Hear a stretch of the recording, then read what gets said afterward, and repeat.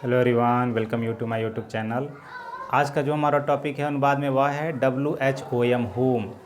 Home who का objective case होता है और यह क्वेश्चन वर्ड भी है। तो अनुवाद में इसका किस प्रकार से प्रयोग करते हैं ये देखते हैं। तो जो होम होता है उसकी हिंदी होती है किसे या किसको। तो ये कुछ सेंटेंस दिए गए हैं और सभी सेंटेंस प्रेजेंट इंडेफिनिट के से रिलेट करते हैं, प्रेजेंट इंडेफिनिट के हैं। तो सबसे पहले प्रेजेंट इंडेफिनिट का हम स्ट्रक्चर लिखते हैं। तो सबसे पहले क्वेश्चन वर्ड, किसी भी इंट्रोगेटिव जो सेंटेंस है जिस बीच में कोई भी प्रश्न पूछने वाला शब्द आता है तो उसके लिए स्ट्रक्चर है कि क्वेश्चन वर्ड, फिर सहायक क्रिया। तो यहाँ हम केवल होम लिख रहे हैं क्योंकि होम का प्रयोग पढ़ रहे हैं हम लोग। उसके बाद हम क्या करेंगे, डू या डज सब्जेक्ट के अनुसार प्रयोग करेंगे। उसके बाद सब्जेक्ट लिखते हैं। उसके बाद अगर सेंटेंस नेगेटिव है तो नॉट, वर्ब फर्स्ट फॉर्म, फिर उसके बाद जो भी अदर वर्ड होता है उस अदर वर्ड को हम लिख देते हैं। जैसे दिया है कि तुम किसे नहीं जानते हो, तो अगर यह ऑब्जेक्ट का कार्य करेगा तो यहाँ पर अगर हमने लिख दिया कि तुम मुझे नहीं जानते हो तो यू डू नॉट नो मी, तुम मुझे नहीं जानते हो, और मी यहाँ ऑब्जेक्ट का कार्य कर रहा है। तो अगर वही मुझे हटा करके मुझे के लिए अगर हमें क्वेश्चन को करना है तो वहाँ हो जाएगा तुम किसे नहीं जानते हो, तो उत्तर होगा तुम मुझे नहीं जानते हो। तो वही किसे के लिए हम यहाँ होम का प्रयोग करेंगे, तो ये हो जाएगा होम। उसके बाद तुरंत सब्जेक्ट के अनुसार डू या डज, तो तुम प्लूरल नंबर में है तो डू, उसके बाद यू, सेंटेंस नेगेटिव है तो नॉट, उसके बाद यहाँ हो जाएगा नो और question mark. Whom do you not know, तुम किसे नहीं जानते हो। फिर उसी प्रकार है तुम किसको परेशान, वह किसको परेशान करता है, तो किसके, अब यहाँ किसको के लिए हो गया होम, वह सिंगुलर नंबर में है तो यहाँ हो जाएगा डज ही, और ये हो जाएगा डिस्टर्ब। वह किसको परेशान करता है, तो यहाँ कह दिया कि वह मुझे परेशान करता है, यानी ही डिस्टर्ब्स मी, वह मुझे परेशान करता है।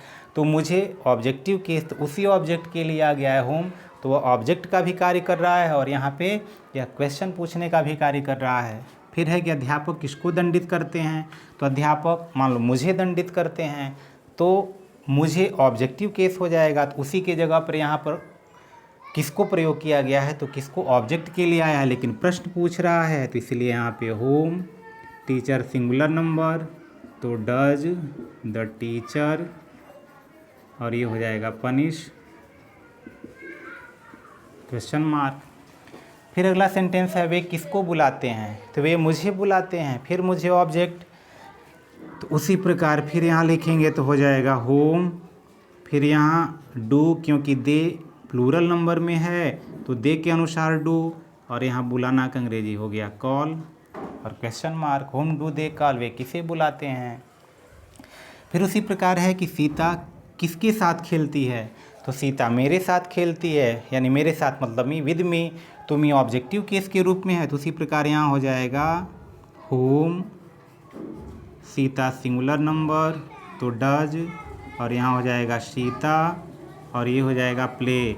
अब यहाँ दिया है प्रीपोजिशन साथ, तो ध्यान देना है कि जिस हिंदी में जिस भी शब्द के बाद यह प्रीपोजिशन आता है, अंग्रेजी में उस शब्द के पहले हम उस प्रीपोजिशन को लिख देते हैं। तो ये हो जाएगा with home does Sita play, कि सीता किसके साथ खेलती है। तो इस प्रकार हम होम का प्रयोग करके हम किसी भी प्रकार का क्वेश्चन कर सकते हैं जिसकी हिंदी होती है किसे या किसको। तो आशा करते हैं यह वीडियो आपको निश्चित रूप से समझ में आया होगा। अगर समझ में आया होगा तो निश्चित रूप से लाइक कीजिए, शेयर कीजिए। यदि अब तक आपने चैनल को सब्सक्राइब नहीं किया है तो सब्सक्राइब कर दीजिए। फिर मिलते हैं किसी